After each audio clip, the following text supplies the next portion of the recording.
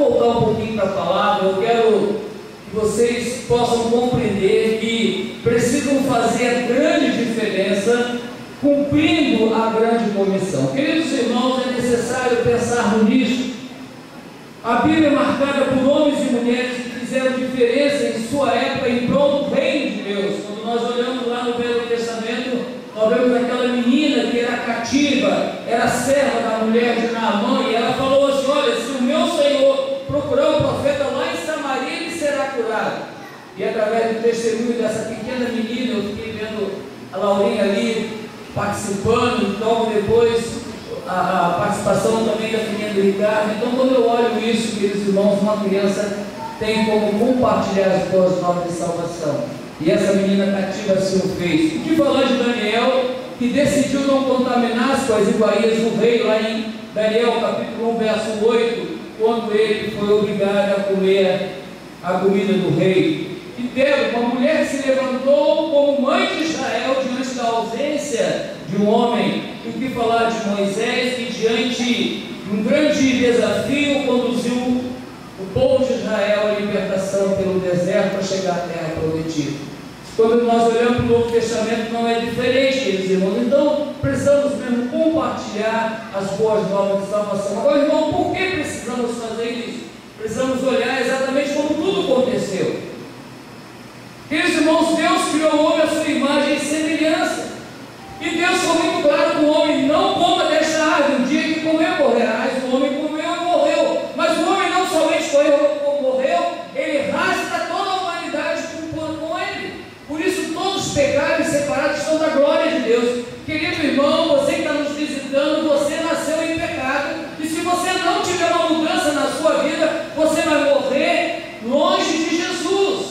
A palavra de Deus diz: comer morrerá, e o homem morreu. A primeira morte foi a separação eterna do Senhor Jesus. Mas eu tenho uma boa notícia para você. Logo em seguida que o pecado foi introduzido, Gênesis 3,15, Deus falou que da mulher nasceria aquele que esmagaria a cabeça da serpente. E aí veio Maria. E é interessante observar que através de Abraão, lá em Gênesis capítulo 12, Deus falou que todas as famílias da terra seriam abençoadas, e foram abençoadas. E aí o mais gostoso é saber que na plenitude do tempo, Deus enviou Jesus. E aqui Deus então começa a sua caminhada de cumprir a promessa. Nós, um dos cantos, falou que Deus cumpre promessa e cumpre mesmo. E essa foi a promessa especial que Deus cumpriu em enviar Jesus. E quando Jesus começa seu ministério, ele vai pela Galileia. Agora o gostoso é que Jesus batizou o batismo do arrependimento, apesar de não ter pecado, identificando com o meu pecado e com o meu pecado. E Jesus também, como segundo Adão, foi tentado, venceu Satanás no deserto para colocar Satanás no lugar dele, porque a palavra de Deus diz que Jesus veio para desfazer as obras do diabo. E há muitas pessoas que são impedidas de chegar a Jesus. Entretanto, o diabo está falido, que a palavra de Deus diz que ele vem matar, roubar e destruir, mas Jesus veio para dar vida e vida em abundância. E é interessante que Jesus, quando iniciou o seu ministério, ele cumpriu as palavras de Isaías 61. Ele começou ensinando, pregando, libertando, restaurando, mas na mesma velocidade que o ministério de Jesus começou a crescer, cresceu também as oposições. Os líderes religiosos que deveriam ser aqueles que apoiassem Jesus, foi aqueles que foram adversários de Jesus. E no capítulo 11 de Marcos, culminou exatamente na última semana do ministério de Jesus na terra, quando esses líderes religiosos, opositores a Jesus, o levaram para a cruz e mataram Jesus. Jesus morreu na cruz pelo meu pecado. Jesus morreu na cruz pelo seu pecado. Por isso que a palavra de Deus diz que Jesus é o caminho, a verdade e a vida, senão vem ao Pai, senão por mim. Mas, queridos irmãos, logo após Jesus se ressuscitou, e Jesus passou 40 dias conosco, juntamente com seus discípulos. E naqueles 40 dias Jesus compartilhou as boas novas, falando a respeito do reino de Deus. E uma das palavras que Jesus falou: olha, ficar em Jerusalém, até ser revestido do alto do poder do Espírito Santo, e serei da minha testemunha em Jerusalém, Judeia, até os confins da terra. Queridos irmãos, então Jesus, durante 40 dias, incentivou levou os discípulos a perpetuar a mensagem, a missão, o ministério qual Jesus realizava. E aí nós entramos no capítulo 2 de Atos, como vamos ver, os discípulos cheios do poder do Espírito Santo, começa a ter aquela manifestação do poder. As pessoas pensavam que ele estava louco. Aí Pedro, como líder, se levanta, vai à frente juntamente com os homens: varões galileus, nós não estamos doidos, nem estamos bêbados, nós estamos cheios do poder do Espírito Santo. E Pedro prega a sua primeira mensagem, e como resultado disso, 3.000 almas se convertem. É interessante que quando eu estava lendo esse texto, eles perguntaram assim: Senhor, o que faremos? Todo pregador gosta disso, né? Pessoal, pastor, o senhor está pregando, daqui a pouco alguém fala: Pastor Raul, o que farei? E queridos irmãos, enquanto se tem uma pergunta direta, tem que ter uma resposta melhor ainda.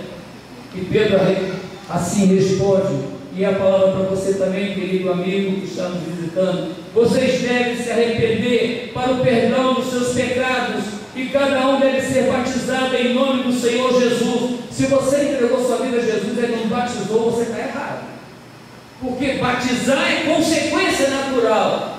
Eu não batizo para ser salvo, o batismo é consequência natural. Se você entregou a vida a Jesus, não batizou, ou você tem dúvidas da sua salvação, ou você não tem conhecimento de fato, mas a palavra de Deus diz isso.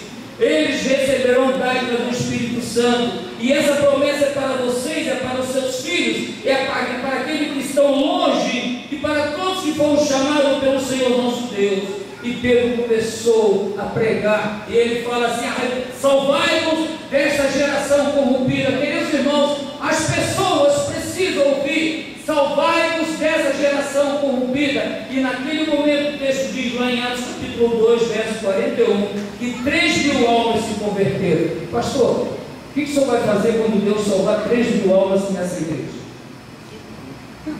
Oi? 5 cultos, quebra a parede, quebra tudo. Aliás, se vocês quiserem ver o que está sendo feito aqui do lado, é algo tremendo. Temos salas, teremos médicas, advogados, engenheiro, e a você que quer nos servir também aqui nesse local. Mas, queridos irmãos, aí nós olhamos uma igreja que cresce. Coloca aquela foto ali. Irmãos, eu creio nessa igreja que cresce. Eu sempre desafio os irmãos na leitura da Bíblia. Eu estava orando sobre esse desafio da Bíblia, e de repente Deus falou: filho, é só isso que você vai passar? Aí Deus me deu aquele papelzinho que vocês já vão projetar aqui, amém? Estou aguardando. Mas vamos olhar, enquanto eles colocam a projeção, vamos olhar o que aconteceu lá em Atos capítulo 2, verso 42 a 47. Surge uma nova igreja. Olha como é que essa igreja era. Ela ensinava o ensino dos apóstolos, partindo do pão, na oração, honrando a liderança, e todos reunidos no templo viviam com momento de alegria, generosidade, louvando a Deus. Louvando a Deus. Mas, queridos irmãos, a igreja continua crescendo. E logo no capítulo 3, nós vamos ver Pedro curando um homem que era...